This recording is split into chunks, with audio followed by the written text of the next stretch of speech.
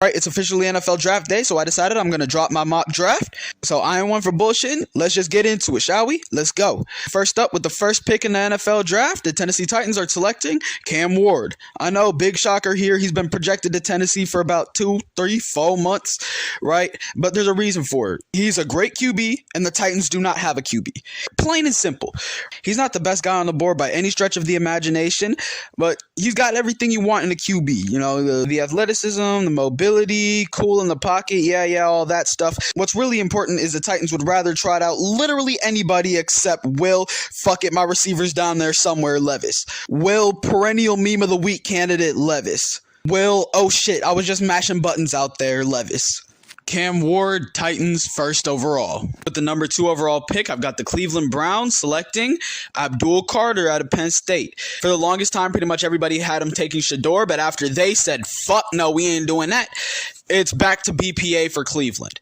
I know their offense is wretched and they don't have a QB. Who needs a QB when you have arguably the most dominant edge rusher in the league on one side and unequivocally the best defender in the draft on the other side? I mean, who cares if your offense can only score 16 points a game because your defense will only be giving up 15? At least that's what the Browns will be thinking. I don't know what the Browns think. It's very likely everybody in that organization just got a couple monkeys playing the cymbals up there. But if either of those monkeys had at least a sliver of competent thought, they'd come to the conclusion of taking Abdul Carter number 2 overall. Best defender in the draft, the second best player in the draft behind Ashton Jeanty. Abdul Carter, Browns, 2nd overall. With the number 3 overall pick in this year's draft, I got the New York Giants selecting Travis Hunter. This is another situation of there's so many holes on a roster, so let's just take the best player available. And the beautiful thing about Travis Hunter is he can fill 2 holes at once. Pause.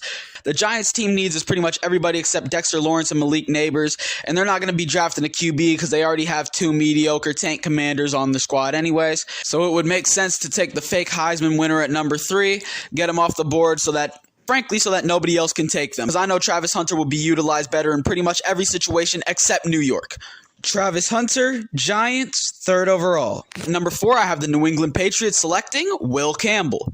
The Patriots already have their QB of the future. That's done, dusted, and settled. Drake May is going to be a future star in the league only if he can stay off his ass. The New England Patriots did a horrid job of doing that last year. Had one of the worst O-line grades in the league. And it's always beneficial to give a young QB a line to work with. Ask Dak Prescott, ask Jalen Hurts, ask damn near every QB that's ever won a Super Bowl ever. And this is one of the very few no-brainer picks that we've got. I've seen Travis Hunter get mocked to New England a lot. I've seen Tetsuroya McMillan and Mason Graham get mocked to New England a lot. But really nothing makes more sense than Will Campbell. Will Campbell, Patriots, 4th overall. At number 5, I have the Jacksonville Jaguars selecting Mason Graham. This is another sort of BPA pick, but it has more nuance to it than that, seeing as the Jacksonville Jaguars were bottom 5 in sacks last year, and while Mason Graham isn't exactly sack daddy the QB pulverizer, he still puts on consistent pressure from the middle, which forces QBs out into their great pass rushers, Trayvon Walker and Josh Allen. Also, something Mason Graham can directly hands-on help with is their absolutely anemic rushing defense. They were bottom 8 in rushing yards allowed as well. So the addition of Graham will 100% help fix that need of a defensive tackle that they've had for a while. Mason Graham, Jacksonville Jaguars, 5th overall. At number 6, I've got the Las Vegas Raiders selecting Tetsuroya McMillan. I can very easily see them taking Shador here. I can very easily see them taking Jeanty here. But the way I look at it is, and they don't want to make themselves too good to take themselves out of the Arch Manning sweepstakes next year. So they'd much rather get a secondary weapon for Brock Bowers, who's looking like the next coming of Rob Gronkowski. So why not put the next coming of AJ Green right next to him, you feel me? They're still going to be horrid next year, but they're playing 4D chess. Just loading up on other weapons, giving their future QB in a couple of years some decent weapons to throw to, so he's not basically playing target practice with the defenders all game. T-Mac is obviously the undisputed best wide receiver in this draft, and outside of Brock Bowers, the Raiders really don't have anything at all in the skill position realm. If I were to bet on something, I'd go T-Mac. With the 7th overall pick, I've got the New York Jets selecting Armand Membu. We've already got their quarterback of the future in Justin Fields. I am really high on Justin Fields.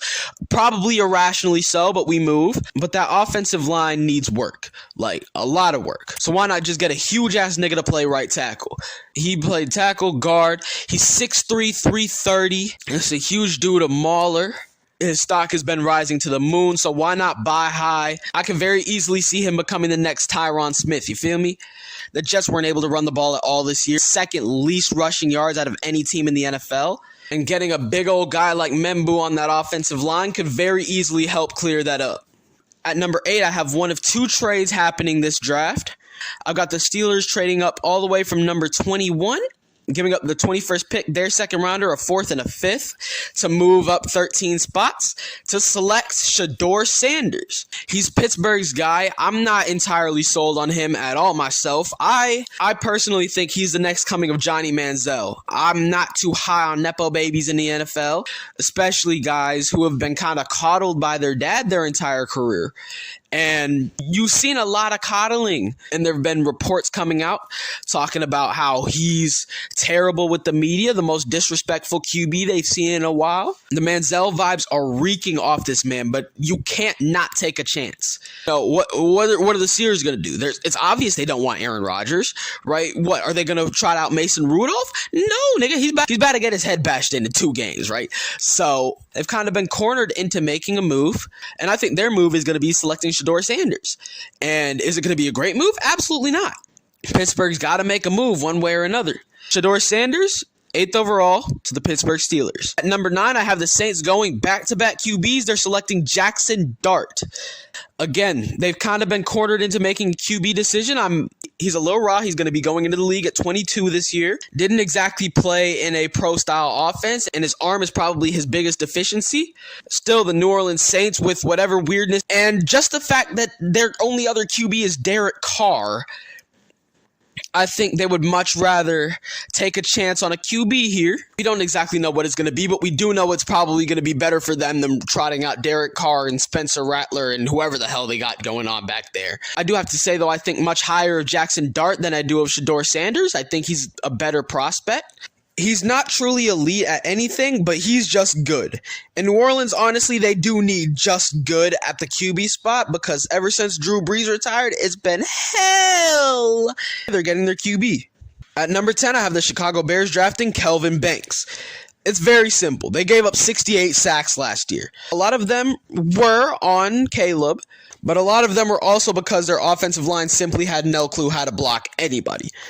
And the Bears have completely overhauled their offensive line, trading for multiple guards, Joe Thuney and Jonah Jackson, and getting a center in free agency, Drew Dahlman. So all they have left to do is get a left tackle. And who better than the 6'4", 320-pound monster out of Texas? That is Kelvin Banks. And honestly, Banks and Membu, they could be swapped. I wouldn't be surprised if the Jets took Banks and then the Bears took Membu, or if it flip-flopped.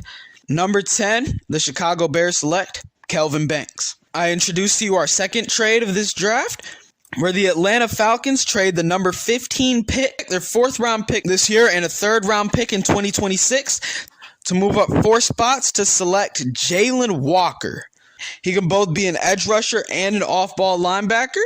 I can see a lot of Micah Parsons comparisons just without the absolute ferocious motor that Micah has. He's an elite athlete, pretty good in coverage, and amazing against the run. Also, we went to Georgia, and that's a plus. The only downside is he's raw as fuck. And Atlanta is desperately looking for an actual pass rusher. He had 6.5 sacks last year, which is good, don't get me wrong. But when you only had 31 sacks in the entirety of last year, you'd hope to get more from an edge rusher. But as an all-around talent, Jalen Walker is the best one you've got here, and I see the Falcons trading up to get him. At number 12, I've got the Dallas Cowboys selecting Ashton Jeanty. He is the man they cannot tackle. In my eyes, the best prospect in this entire draft. I could rave for days and days and days about Ashton Jeanty, man. Speed, power, all in a 5'9", 215-pound package. He is a human bowling ball. Like, take 2012 Adrian Peterson, but then make him Barry Sanders size. It's unfair. It's unfair. He has an incredibly low center of gravity and is built like a superhero. He could take any touch, anywhere, break it off to the house easily. He's not great out of the backfield, but who needs to be great out of the backfield when you've got 2,700 rushing yards? He's the most productive college back since Barry Sanders. Why do I feel the need to sell him to you as if you don't already know who this man is? He's Ashton Jeanty, the greatest thing since sliced bread. I've got the Dallas Cowboys taking him in this draft. Having a running back like this would help save Dak in his later years as he's getting more injury prone. taking the ball out of his hands and allowing him to be the efficient god that he is will help his game age gracefully. With the 13th pick in this year's draft, the Miami Dolphins select Jahdae Barron. Now, in 2024, the secondary was one of the bright spots in Miami, as they were top 10 in fewest passing yards allowed. Now, with Javon Holland leaving and Jalen Ramsey looking to follow in his footsteps, the Dolphins are about to be really, really thin in the DB spot. So I got him taking the best DB in this draft class, Jahdae Barron. Can play both corner and safety, which in a weird Miami Dolphins secondary, it could be very, very useful. And my favorite thing about him is he's not afraid to go up and hit somebody. There's way too many corners in this league who are looking to run from contact, a la Trevon Diggs. Jahdae Barron, he's going to go in there, get his nose dirty. He's going to hit somebody, and he's going to bring you to the ground. He's got good size as cornerbacks go. He was really the star of a loaded UT secondary last year. Jahdae Barron, Miami Dolphins, 13th overall. With the 14th pick, I got the Indianapolis Colts selecting Tyler Warren. Now, QB is obviously a big issue. They've got ass back there and fun ass. It's probably not going to work out, but it exists. And so why not just go all in on getting weapons? They do need a guard, like pretty badly. But who needs a guard when their QB can run around for 15 minutes straight and nobody can tackle him? As long as he doesn't get tired. Let's change the subject. The Colts don't have a tight end. And haven't had a tight end for a decent amount of time. Like even going back to the Eric Ebron days of the last time I can remember the Indianapolis Colts even having a serviceable tight end. So why not go draft the best tight end in this draft class by far? It's going to be just like the Raiders drafting Brock Bowers last year. And with an offense so predicated on the deep ball, having a tight end who's great at the deep ball and running deep routes is absolutely paramount. They going to be running send the homies deep every single play. It's fucking 4 verticals, Hail Mary every single play. But it's going to work out. Send the niggas deep and just chunk it up there, man. And with the tight end whose specialty is allowing his QB to chunk it up there and he's going to come down with it, it's a perfect seamless fit in Indy's offense. So that's the video, man. Hope y'all enjoyed. I wanted to get the entire draft in here, but I got terrible time management skills. Got me looking like Matt Eberflus in this bitch. Hope y'all enjoyed. Broadway to the moon, baby. Thanks for watching.